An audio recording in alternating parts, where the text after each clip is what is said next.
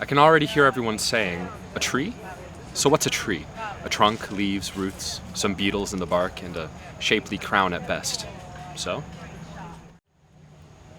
Ich höre schon alle sagen, ein Baum, was ist das schon? Ein Stamm, Blätter, Wurzeln, Käferchen in der Rinde und eine manierlich ausgebildete Krone, wenn's hochkommt. Na und?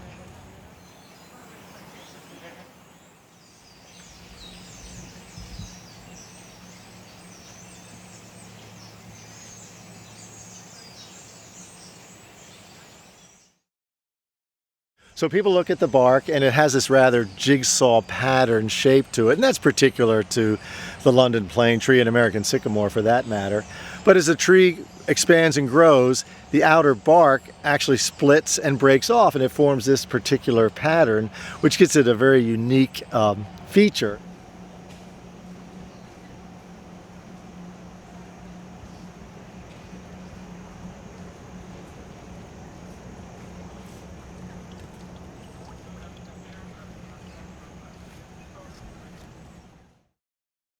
There's been a great interest in this particular tree behind me, which is a London plane tree. And that's a little bit different in terms of many people think it's an American sycamore. However, the London plane tree is the offspring of American sycamore and oriental plane tree.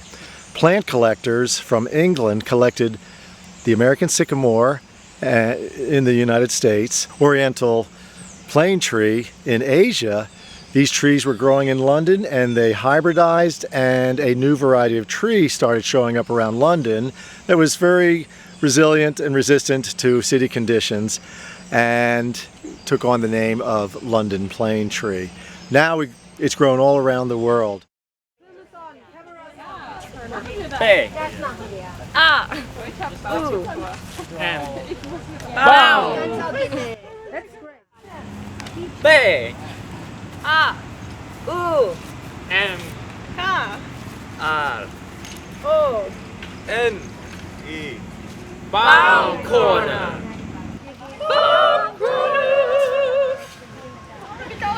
D, A. U. M. B, U, R, Z. A, L. N. Baumwurzel.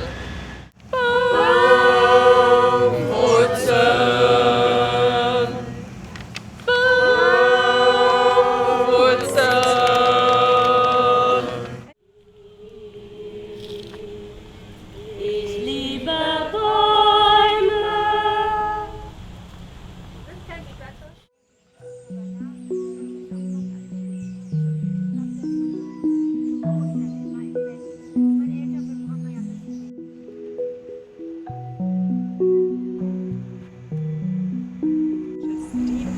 Eisvogel taucht. Schwimmendes Licht. Schöpfend Finsternis. Die Sekunde sirrt. Iris, Schwimmerin. Grow vaulted, world. When the kingfisher dives.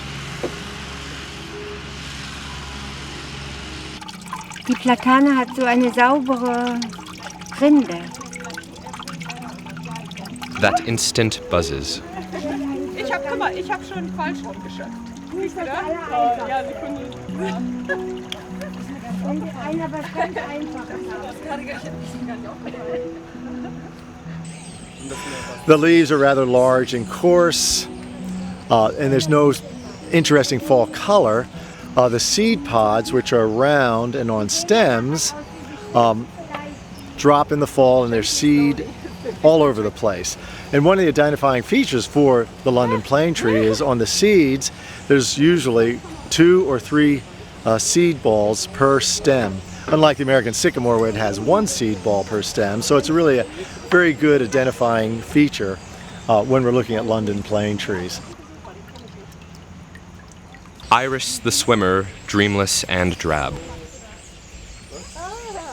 We scooped the darkness empty. We found the word that ascended summer. Flower.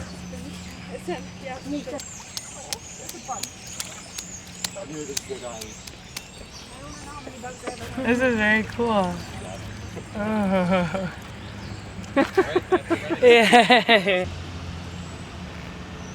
You cathedrals, you rivers unheard, you clocks deep in us. Voices nicked into the smooth waters green. You're coming, are you, down drifting light?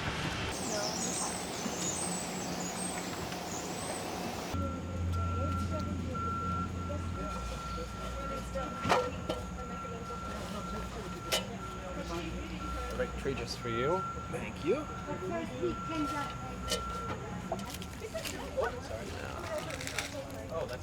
There you go. Wow.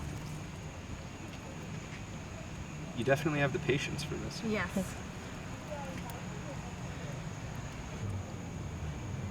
That is honestly, I think, way better than any of the ones that I've done. Okay. Sollen wir mal langsam abmachen? Oder noch ein bisschen. Immer so lunsen. Vorher von oben so abheben und lunsen. Guck zum Beispiel da. The other fun and fascinating thing is when student tours come by, they always like to look at this one long horizontal branch over here and proudly tell the visitors that this branch is the longest horizontal branch in the world. As you can tell, it's a very large tree, and many people ask about this particular one as to how old it is. Well, in 1861, this area was, Matthew Vassar wrote about it as a treeless plain, and it was the county fairground. There were no trees here at the time. So as large as this tree is and looks, I would guess it's maybe 120 years old. It just happens to be growing in a situation where there's not much soil compaction and it has lots of light, so it grows very quickly.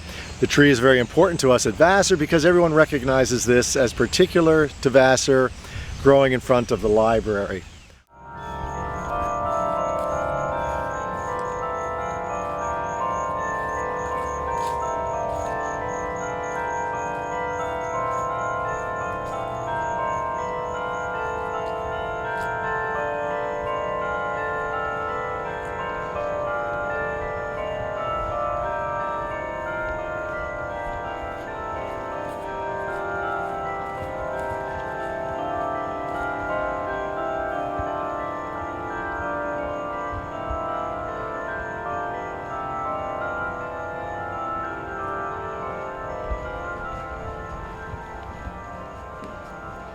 I can already hear everyone saying, a tree? So what's a tree? A trunk, leaves, roots, some beetles in the bark, and a shapely crown at best. So?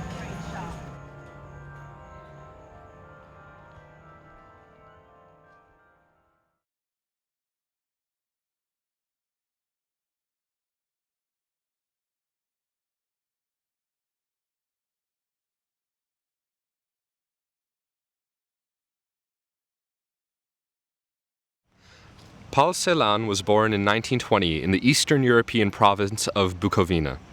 Soon after his parents, German-speaking Jews, had perished at Nazi hands, he wrote Todesfuge, or Death Fugue, in 1945, the most compelling poem to emerge from the Holocaust. Self-exiled in Paris, Celan persisted in his German mother tongue for 25 years, although it had, quote, passed through the thousand darknesses of death-bringing speech, end quote. His writing purges and remakes that language, often achieving a hope-struck radiance not seen before in modern poetry. But in 1970, his psychic wounds unhealed, Celan drowned himself in the River Seine.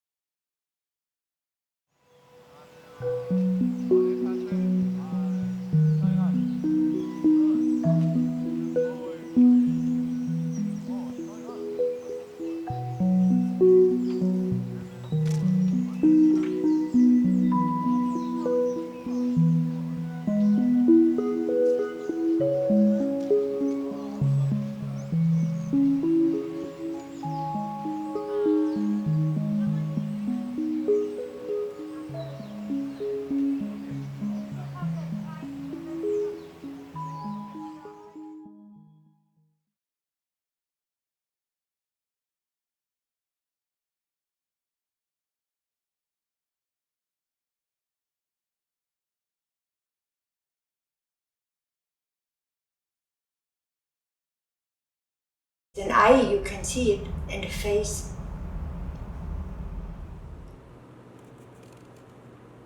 Translucent pictures and images all over the paper.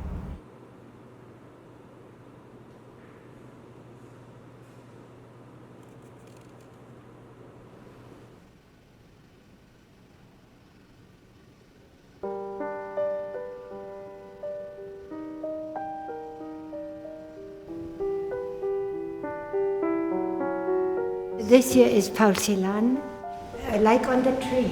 It's the same words.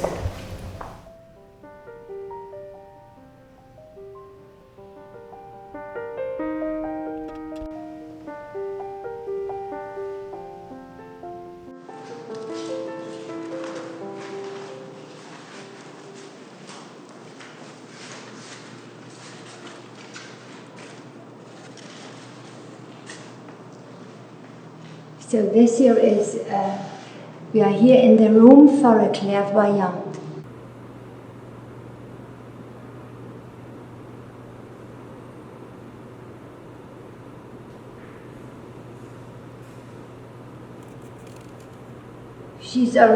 She is taken as a prisoner.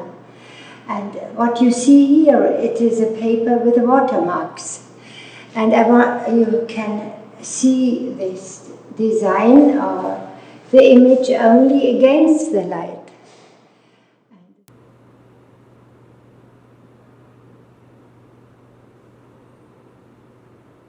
To see something against the light is very unpractical and very hard to see it. And therefore I took this technique for this story. And you can see, when you work very hard, you can see into the past, and this special person, Cassandra, could see into the future. And it's something about time. Only if you memorize the past, then you can tell something about the present and the future. So this is the imaginary library here. This is Cassandra again, and it was a long time ago. It was the Bronze Age, but and she had no books. They had at that time only tokens to count the number of the animals. But I thought, such a educated king's daughter, she must have had a library, and so I made an imaginary library for her.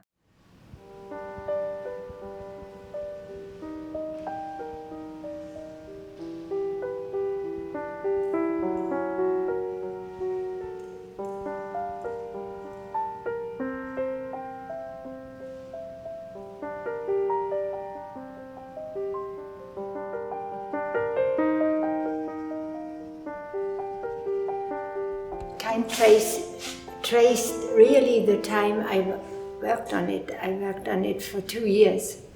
And I began in one corner. It's a huge copper plate, and I draw on it, and then I etch it, and then I print it, and then I do the same the next day. And so it goes on, and it builds up the picture. I'm obsessed by the details. By working on copper is fun.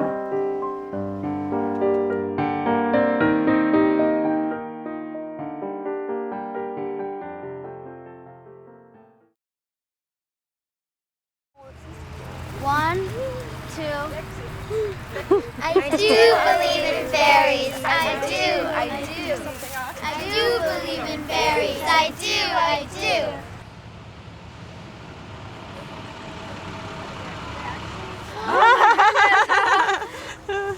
Without the words. You're not on the. Yeah, cool.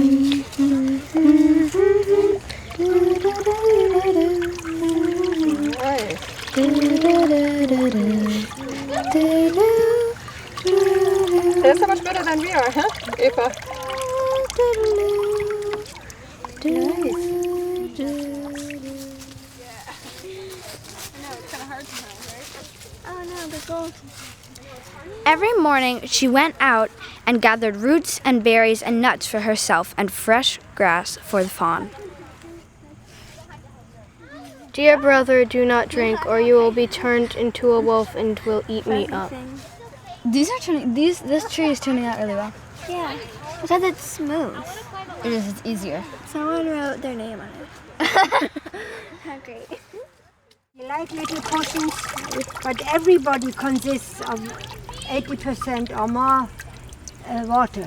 And then the water drains, comes through all the little holes, and then please, who wants to couch this on a tree? Yeah, I can. To couch means to press it to the trunk. First. So And you're gonna press from D, the thingy that says D, whatever. Okay, so we're gonna hold it down here. And don't put the top part on, we're just gonna put the bottom part on. And you're gonna hold that down and press it from the bottom all the way up to the top. Right, and you wanna make If thou canst empty a pond with a spoon that is full of holes, thou canst build a castle too. It's really, really hard. The screen.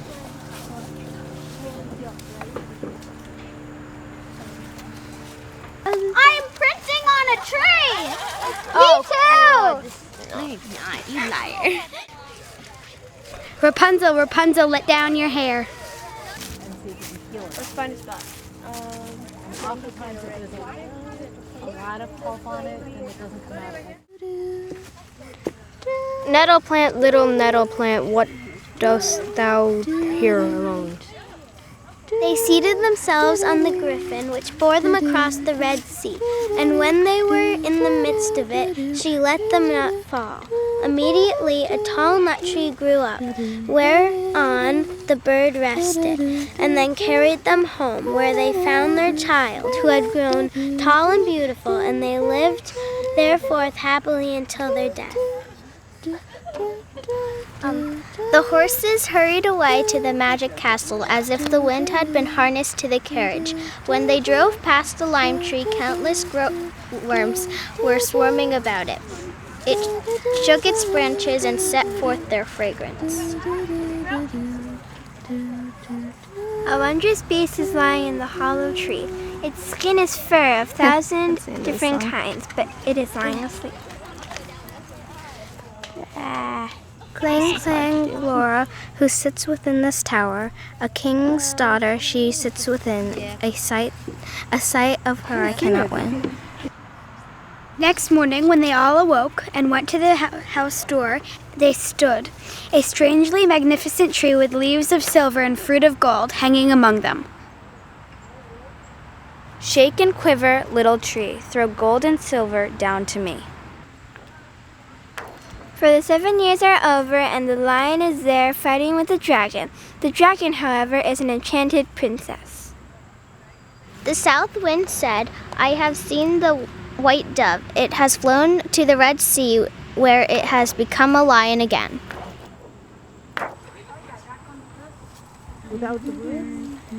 There they go, there they go. There is blood on her shoe. The shoe is too small, not the right bride at all.